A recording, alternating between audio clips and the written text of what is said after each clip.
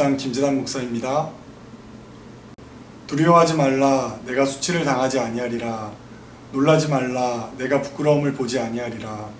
내가 내 젊었을 때 수치를 잊겠고 과부 때의 치욕을 다시 기억함이 없으리니 이는 너를 지으신 이가 내 남편이시라. 그의 이름은 만군의 여호와이시며 내 구속자는 이스라엘의 거룩한 이시라. 그는 온 땅의 하나님이라 일컬음을 받으실 것이라. 여호와께서 너를 부르시되 마치 버림을 받아 마음에 근심하는 아내 곧 어릴 때의 아내가 되었다가 버림을 받은 자에게 함과 같이 하실 것이라 내 하나님께서 말씀하셨느니라. 내가 잠시 너를 버렸으나 큰 긍휼로 너를 모을 것이요 내가 넘치는 진노로 내 얼굴을 내게서 잠시 가렸으나 영원한 자비로 너를 긍휼히 여기리라 내 구속자 여호와께서 말씀하셨느니라. 이는 내게 노아의 홍수와 같도다. 내가 다시는 노아의 홍수로 땅 위에 범람하지 못하게 하리라 맹세한 것 같이 내가 내게 노하지 아니하며 너를 책망하지 아니하기로 맹세하였노니 산들이 떠나며 언덕들은 옮겨질지라도 나의 자비는 내게서 떠나지 아니하며 나의 화평의 언약은 흔들리지 아니하리라. 너를 긍휼히 여기시는 여호와께서 말씀하셨느니라. 오늘 본문은 한 여인을 우리에게 소개합니다. 이 여인은 구체적으로 어떤 잘못으로 인함인지 모르지만 젊은 시절 남편에게 버림을 받았습니다. 오늘날에야 홀로 된 여인이라 하여도 경제활동을 통해 소유를 가질 수 있고 사회적 보호도 받을 수가 있습니다. 하지만 이 여인이 살아가던 시대는 홀로 된 여인은 경제적 활동은 물론 최소한의 삶을 보장하는 안전장치도 주어지지가 않았습니다. 세상을 살아가다 보면 누구나 고통의 시간을 만나게 마련입니다. 고통의 시간을 만난다 할지라도 이 고통의 시간이 지나갈 것에 대한 믿음이 있고 또 회복될 길이 보인다면 이 고통의 시간을 감당할 수 있게 됩니다. 이 여인에게 고통의 시간을 해결할 수 있는 유일한 희망은 바로 자녀였습니다. 하지만 이 여인은 홀로 될 때 자녀를 낳지 못한 채 홀로 되었기 때문에 어떤 의미에서 이 여인에게는 주어진 고통의 시간을 되돌리거나 고통의 문제를 해결할 방법이 없다라고 밖에 말할 수가 없었습니다. 이 여인에게 주어진 삶은 그저 주어지는 고통과 치욕의 삶을 하루하루 살아가는 것 이외에는 다른 방법이 없어 보였습니다. 이 여인의 모습이 바로 오늘 본문의 배경이 되는 시대를 살아가는 이스라엘 백성들의 모습입니다. 하나님의 은혜로 번성을 누렸지만 거듭 하나님께 범죄하였고 범죄에 대한 책망의 메시지를 주셨지만 돌이키지 아니함으로 말미암아 한 나라의 정복당한 백성으로 살아가는 것이 바로 이스라엘 백성들의 모습이었습니다. 이들에게 희망이 있다면 다시 이스라엘을 회복시키는 것인데 그 일을 위해서 필요한 것은 바로 다음 세대들이 준비되는 것이었습니다.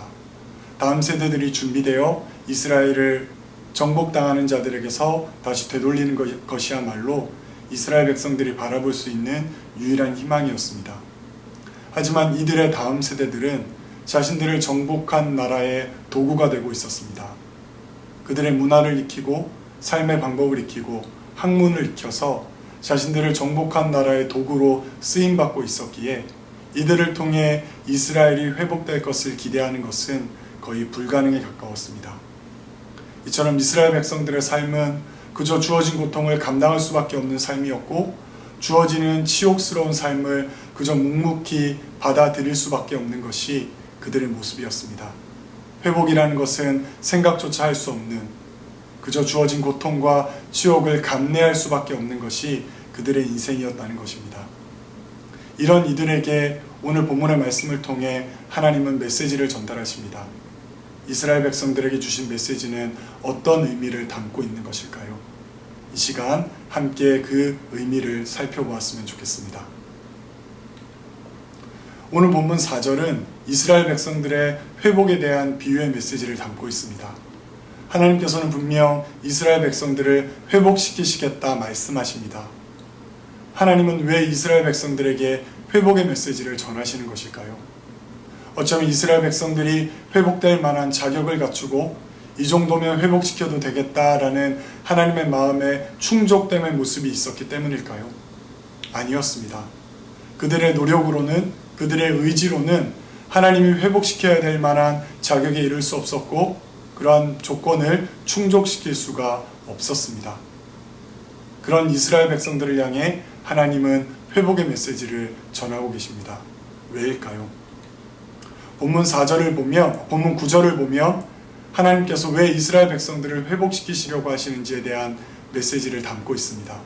바로 하나님은 노아와 맺으신 언약의 근거에서 이스라엘 백성들을 회복시키시겠다 말씀하시는 것입니다. 이스라엘 백성들이 자격이 되고 어떠한 조건을 충족시켰기 때문에 회복시키시겠다 하시는 것이 아니라 하나님이 맺으셨던 언약의 약속에 근거하여 이스라엘 백성들에 대한 회복의 메시지를 전하고 있는 것입니다. 사랑하는 성도 여러분, 우리가 인생을 살아가다 보면 고통의 시간을 만나게 됩니다.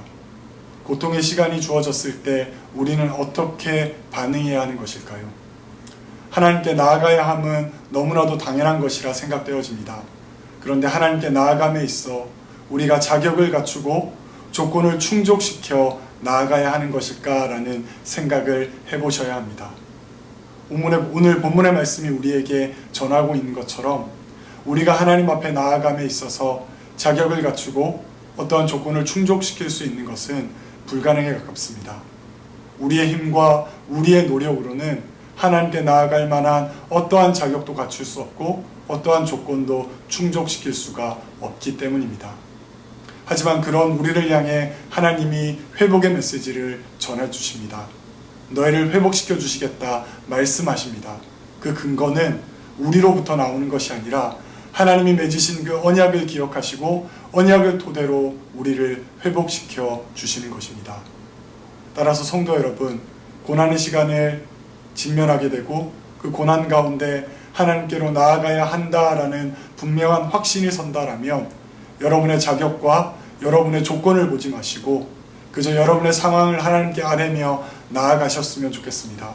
힘겨움을 아뢰시고 치욕스러움을 아뢰시고 감당하지 못하겠음을 하나님께 아뢰며 나아갈 때 하나님께서는 하나님이 맺으신 그 언약에 근거하여 우리를 받아주시고 우리의 삶을 회복시켜 주실 것이라 말씀하시고 계시기 때문입니다.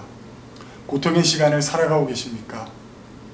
하나님께 그 고통을 드러내시고 아픔을 드러내시고 힘겨움을 드러내시며 하나님이 우리에게 주시는 그 약속, 회복의 약속을 신뢰하시며 나아가시는 우리 사랑과 은혜교회 성도들이 되셨으면 좋겠습니다. 이처럼 하나님께서는 우리에게 분명히 회복의 메시지를 주고 계십니다. 이 회복의 메시지를 생각한다면 우리는 하나의 의문을 가지게 됩니다. 바로 하나님께서 왜 우리에게 고통을 주셨을까라는 의문입니다. 앞서도 말씀드렸듯이 고통 가운데 우리가 어떤 자격을 갖추고 조건을 만족시켜서 하나님이 우리를 회복시켜 주시는 것이 아님을 살펴보았습니다. 하나님께서는 하나님이 맺으신 언약의 근거에서 자격 없고 조건을 갖추지 못한 우리들을 회복시켜 주시는 것이라 말씀하셨습니다. 그렇다면 왜 굳이 우리에게 고통의 시간을 허락하시는 것일까요? 하나님의 약속의 근거에서 우리의 고통의 문제를 회복시키실 것인데 왜 고통의 순간을 허락하시냐라는 질문입니다. 그 질문의 답은 바로 고통을 통해 우리가 하나님과의 관계를 점검하시기 원하시기 때문입니다. 우리에게 고통의 시간이 찾아오면 우리는 하나님을 바라보게 됩니다. 그리고 하나님께 얼마나 멀어지고 있는지를 확인하게 되고 또 하나님께 얼마나 많은 죄를 지으며 살아가고 있는지를 점검할 수 있는 것입니다. 그 점검이 되어야만 우리는 하나님으로부터 주어지는 회복의 자리로 나아갈 수 있는 것입니다. 내가 하나님께 범죄하였고 내가 하나님으로부터 멀어져서 그 결과로 주어진 이 고통의 상황들 앞에서 하나님께 엎드리게 되고 하나님께 고통을 울부짖게 되고 나의 아픔을 드러내는 것이 우리의 모습이기 때문입니다. 따라서 하나님이 우리에게 고통을 주시는 것은 물론 우리를 좀 더 강하게 하시기 위한 연단의 시간도 되겠지만 하나님으로부터 멀어지고 하나님께 범죄하여 세상의 즐거움과 세상의 방법을 따라 살아갔던 우리의 삶을 하나님 앞으로 나아가야 하겠다라는 결단을 하게 하시기 위함임을 우리에게 분명하게 보여주십니다. 사랑하는 성도 여러분, 고통의 시간이 찾아오면 내 인생이 하나님으로부터 얼마나 멀어졌는지를 점검하시고 하나님 앞에 얼마나 범죄하며 살아가고 있는지를 점검하셨으면 좋겠습니다.